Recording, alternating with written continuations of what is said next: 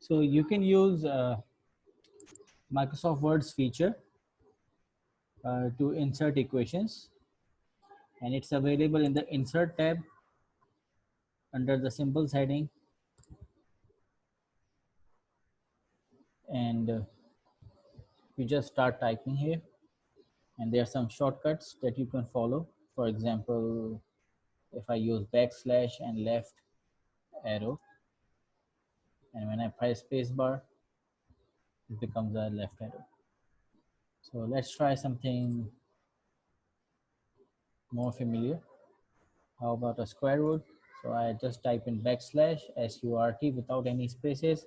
When I'm done writing sqrt, I will press the space bar and it becomes a square root. So you can type whole equations using this.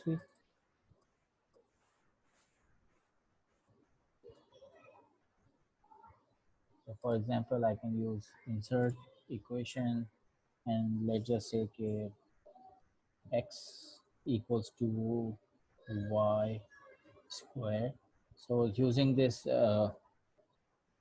wedge like symbol, which is on top of 6 key on standard keyboards,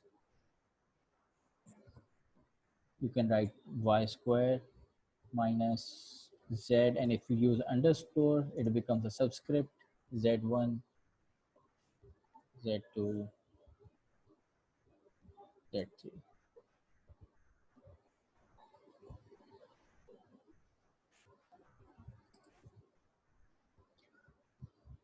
So we can say like let p in integer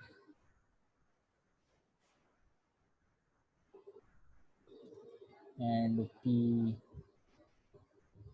is odd.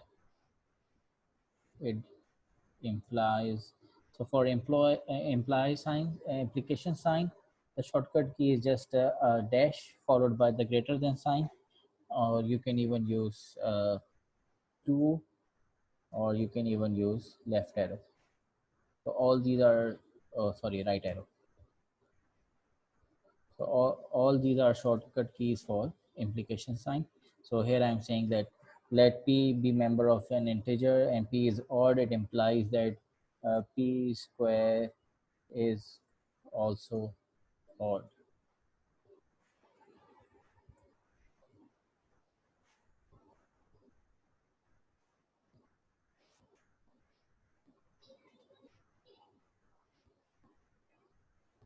So, and there are some other symbols here. You can find them easily. And if you are not able to find them in this basic maths tab, use this drop down menu and you can select other symbols like phi, capital Phi, small phi. This is a variant of phi.